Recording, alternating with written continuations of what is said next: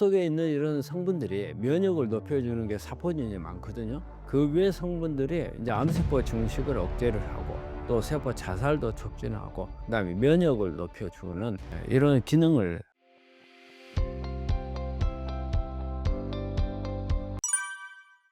봄나물, 두릅은 암 환자에게 어떤 식품인가요? 항암 작용을 가지고 있는 게 두릅이거든요. 두릅의 대표적인 것은 사포닌이에요. 우리가 홍삼이라든지 이런 데 보면 사포닌 있잖아요.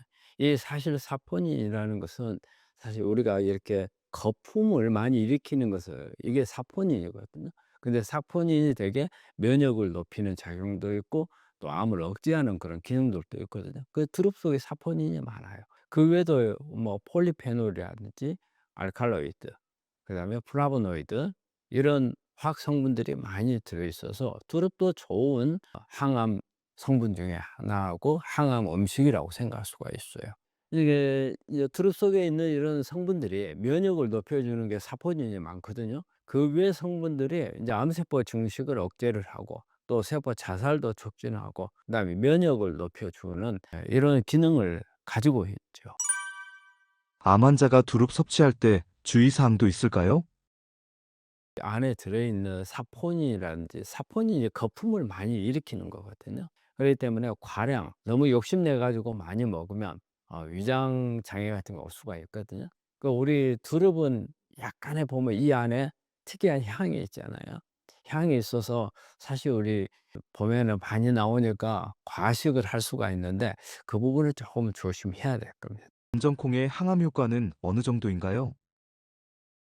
우리가 콩은 우리 암 환자분들한테 상당히 좋은 식품이죠. 단백질 공급원도 되고 또 식이섬유도 들어있고 이 안에 보면은 이소플라빈 같은 것도 많이 들어있고 정말 좋은 게 많잖아요. 그런데 그 중에서도 검정콩은 한 가지가 더 있어요. 콩이 가지고 있는 거에다가 검정콩이 가지고 있는 게 뭐가 있어요?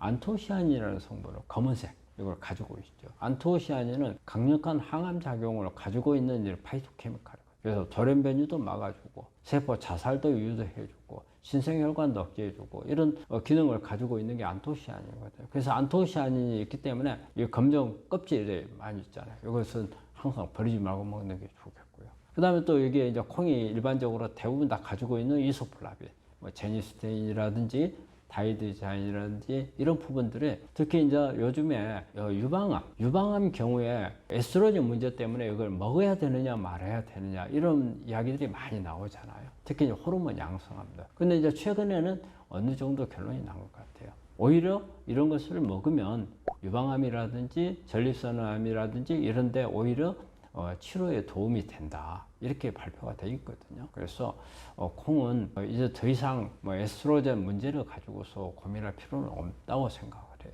그리고 우리 콩이 가지고 있는 콩은 우리가 거품이 많이 나잖아요. 이 거품이 사포닌이에요. 사포닌은 상당히 면역을 이렇게 높여주는 그런 기능들을 많이 가지고 있거든요. 콩도 사포닌이 많아서. 그리고 콩 속에 있는 식이섬유가 우리 장내 미생물을 개선해주고 장 면역을 높여줘서 좋은 작용을 하고. 그래서 검정콩은 다른 콩보다도 더 어떤 항암 효과를 더 가지고 있다. 이렇게 말씀드릴 수 있겠습니다. 검정콩의 항암 효과를 입증한 논문이나 동물 실험이 있나요?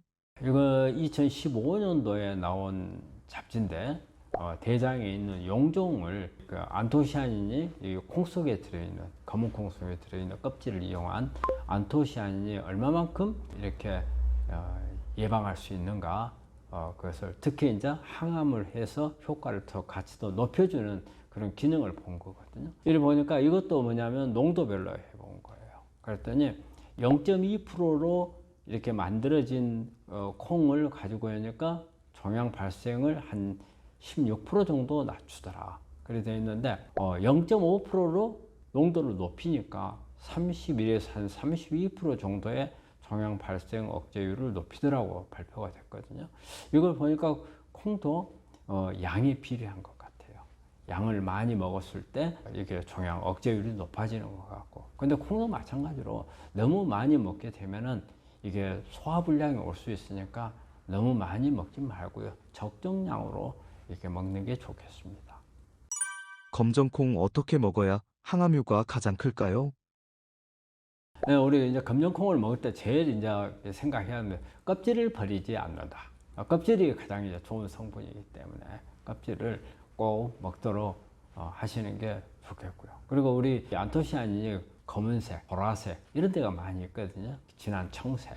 그렇기 때문에 이 안토시아닌, 콩이 가지고 있는 안토시아닌의 거의 90%는 껍질에 있다는 거예요. 그리고 이게 콩은 엄청 단단하잖아요. 그렇기 때문에 조리를 할 때 제대로의 효과를 보려면 좀 장시간 불려놨다가 조리를 하는 게 좋다고 그래요. 그래서 보통 한 8시간 정도 이렇게 조리를 하는 게 좋겠고, 그리고 이게 이제 같이 먹어서 이제 좋은 부분들이 있으니까 단독으로 하는 것보다도 이렇게 조합을 해서 먹는 게 좋겠고요.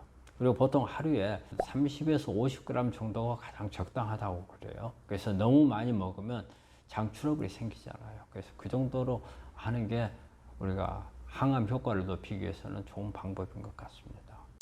암 환자 검정콩 섭취할 때 주의사항이 있나요? 우리 콩 먹을 때 제일 주의해야 되는 게 우리가 콩 속에 있는 피틴이라는 이 성분이 우리 미네랄 흡수를 갖다가 좀 억제를 시켜요. 그렇기 때문에 특히 이제 철분이나 아연, 뭐 철분은 뭐 큰 문제가 안 되겠지만 면역에 중요한 게 아연이잖아요.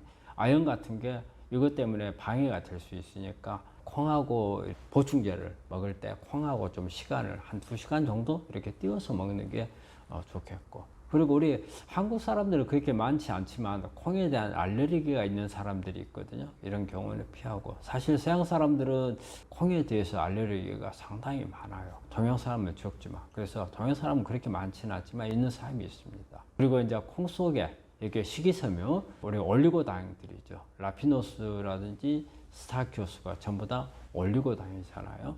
그런데 이제 이런 부분들이 우리 몸 안에서 많이 먹었을 때 가스를 많이 유발하니까 그 콩 많이 먹으면 방구 많이 끼잖아요. 그렇기 때문에 이럴 때는 너무 많이 먹는 것을 조금 가급적이면 주의하시는 게 좋을 것 같습니다. 검정콩과 함께 먹으면 좋은 식품이 있나요? 우리 콩도 마찬가지로 우리 그 십자가 식물들하고 같이 하면 좋겠고, 브로콜리, 마늘, 양파, 염증 작용을 억제하기 위해서는 강황, 그다음에 올리브 오일, 그리고 이제 콩하고 해조류하고 같이 하면은 좋아요. 우리 콩하고 해조류는 궁합이 참 잘 맞는 것 같아요. 왜냐면 우리 미역국 같은 거 먹으면 우리 된장 풀어가지고 거기에 미역하고 하면은 아주 좋잖아요. 우리 암 환자분들한테도 좋은 항암 작용을 높일 수가 있거든요. 그리고 이제 이렇게 현미라든지 귤이나 메밀 같은 거 이렇게 같이 먹을 때는 상당히 인슐린 센시티비티를 높여줘서 우리 당뇨라든지 이런 부분 치료하는 데도 상당히 도움이 되는 걸로 되어 있습니다. 구독자님이 댓글로 남겨주신 질문입니다. 김진유 씨께서 보내주신 건데, 췌장암은 어떤 치료 요법이 있는지요? 췌장암은 상당히 참 힘든 암입니다. 가장 암 중에서 힘든 게 말이 그래요. 췌장암은 껍질이 두껍다고 그래요. 그래서 너무 두꺼워가지고 항암제라든지 면역항암제라든지 이런 게 잘 뚫고 들어가지를 못하는, 워낙 단단하게 막을 쌓고 있는 그런 암이다. 그 다음에 또 우리가 암 중에서 저 맨 뒤쪽에 있거든요. 그러다 보니까 발견이 잘 안 돼요. 되게 발견되면은 다른 데 전이가 가 있는 경우가 많고, 그리고 또 췌장 주변에는 혈관들이 많아요. 그래서 벌써 어느 정도 지나면 바로 혈관에 전이가 돼가지고 수술을 하지 못하도록 그렇게 되는 경우가 많고, 또 췌장은 위치에 따라서 이렇게 머리 있는 부분은 간 쪽이 가깝거든요. 담관하고. 그래서 머리 있는 쪽, 그 다음에 체부, 가운데 있는 거, 그 다음에 꼬리 부분에 따라서 달라요. 예후도 다르고 치료도 다르고요. 특히 이제 두부 쪽에 있는 경우가 제일 어렵죠. 두부 쪽에 있게 되면 췌장만 드러내지를 못하고 담관까지 같이 드러내야 돼요. 그래서 수술이 매우 커집니다. 우리가 보통 이제 휘풀이나 뭐 PPPD라고 하는 방법들을 사용을 하는데, 제가 이제 외과에서 그렇지만 이 수술 들어가면 예전에 저희가 수술할 때 보면 한 8시간씩 막 이렇게 걸리고 하는 큰 대수술이죠. 그리고 이제 미부 같은 경우는, 체부나 미부 같은 경우는 그쪽 마음 끝에만 좀 뛰니까 그래도 좀 수술하기가 좀 수월하고. 그래서 이제 이렇게 췌장암은 일단은 수술하는 방법이, 할 수 있는 방법이 최선이고, 그 다음에 이제 항암제도 여러 가지 이제 쓸 수 있는 항암제들이 있기 때문에 항암제를 쓰고, 대개 이제 방사선 같은 경우는 필요에 따라서 하지만 보통 일반적으로 그렇게 방사선을 많이 하는 거는 아니고요. 그래서 가장 큰 거는 일단 수술을 할 수 있으면 가장 좋습니다. 그 다음에 이제 안 됐을 경우에는 이제 항암제를 사용할 수 있고, 그래서 항암제는 이제 여러 가지 방법이 있습니다. 미나리의 놀라운 항암 효과는 어떤가요? 예, 우리 이제 미나리는 아마 일반인들이 제일 이제 많이 알 때는 이제 해독 작용을 먼저 생각을 할 거예요. 그리고 어떻게 간에 좋다. 자, 이런 생각을 많이 하죠. 간 해독 작용이 미나리의 가장 큰 거예요. 그 중에서도 2단계 해독. 우리가 2단계 해독이면 대개 이제 글루타치온이라든지 이런 게 역할을 하는데, 여기에 이제 테르페노이드라는 성분이 있어가지고 해독 작용을 하거든요. 근데 이제 하나 생각한 게, 우리가 예전에 보면 엉겅퀴, 그다음에 민들레, 미나리는 실리마린이라는 성분이 많이 들어있다는데, 실제 미나리 속에는 실리마린은 그렇게 많이 없어요. 그 대신 이제 쿠마린 성분이 있어가지고 해독 작용도 하고 염증을 억제하는 그런 작용도 하고요. 그 미나리가 가지고 있는 이제 클로로필, 엽록체 이 부분 때문에 이제 P53이라는 유전자를 억제할 수 있는 이런 효과들을 가지고 있습니다. 미나리 항암 효과를 입증한 논문이나 동물 실험이 있나요? 이 부분은 우리 그 한국에서 이제 발표된 논문인데, 2011년도에 한국 식품과학회지에 발표된 논문이거든요. 여기 이제 제목이 뭐냐면, 미나리 이제 프록토 올리고당 발효액이 간암 세포 증식을 얼마만큼 억제하는가, 이걸 본 논문이거든요. 그래서 이제 간암 세포를 가지고 이제 효과를 본 건데, 여기에서 이제 이 밀리리터당 한 1mg에 아주 농도를 높여가지고 줬을 경우에 세포의 생존율을, 그냥 암세포 생존율이에요, 20% 정도를 떨치더라. 그러니까 20% 정도의 암을 억제해 줄 수 있는 효과를 갖더라고, 이게 발표된 게 있어요. 그래서 미나리도 좋은 항암 음식이라는 걸 알려주는 그런 논문이 되겠습니다. 미나리 어떻게 먹어야 항암 효과가 극대화될까요? 미나리는 우리가 그냥 생으로 먹기도 하고, 미나리는 어때요? 살짝 데쳐서 오래 하지 않잖아요. 우리가 그 요리를 하더라도 미나리를 넣을 때는 미나리를 언제 넣어요? 제일 마지막에 넣잖아요. 살짝만 데치기 위해서, 끓고 난 후에. 그랬듯이 너무 오래 끓이면 안 되고 살짝 데치는 식으로 해서 먹는 게 좋겠고, 그래서 보통 한 70에서 80도에서 한 30초에서 1분간 정도 끓인 후에 먹는 게 가장 좋은 걸로 되어 있어요. 그리고 여기에다가 올리브 오일 같은 것을 조금 넣어가지고 하게 되면 이 안에 있는 성분들의 흡수율을 상당히 높일 수가 있고, 그리고 미나리 같은 경우는 녹즙이라든지 이런 걸 내서 먹는 것보다는 음식 자체로 통으로 그렇게 먹는 게 좋다고 되어 있습니다. 암 환자가 미나리 섭취할 때 주의사항이 있을까요? 미나리도 이제 주의해야 될 부분이 이제 칼륨이에요. 칼륨이, 우리가 이제 칼륨이 많은 음식들이 제법 있어요. 감자, 뭐 고구마, 뭐 바나나, 키위, 비트, 뭐 토마토, 이런 게 있어서, 이럴 때는 항상 우리 항암을 하시는 분들, 암을 치료하는 분들에서는 신장 기능을 꼭 보셔야 됩니다. 그래서 칼륨이 높으면 칼륨이 올라갈 수 있는 부분들을 낮춰야 되거든요. 미나리도 그 중에 하나라고 생각하시면 돼요. 칼륨이 높은 채소이기 때문에 신장이 안 좋을 때는 좀 주의를 하셔야 되고, 그리고 우리가 미나리는 어디서 키워요? 수생식물이잖아요.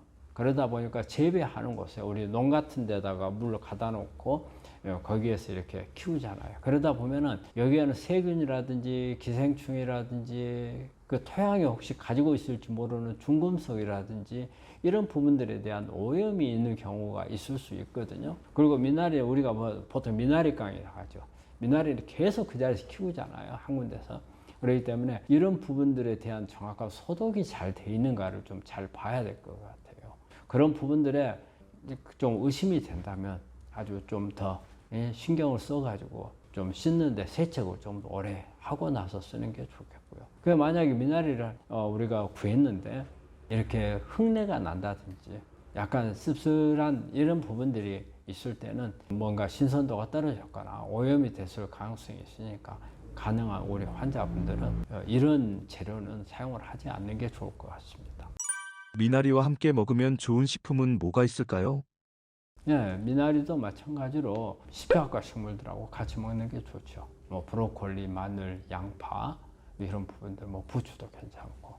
그리고 이제 건강에는 올리브 오일, 그다음에 토마토, 그다음에 콩 이런 부분들을 대부분 이렇게 파이토케미칼을 가지고 있는 이런 우리가 일상적으로 먹는 채식들은 서로 다 궁합이 맞으니까 너무 이렇게 어떤 같이 하면 안 되지 않나 하는 그런 걱정 안 하셔도 될 것 같아요. 이런 부분들을 같이 먹으면 효과가 높아질 것 같습니다.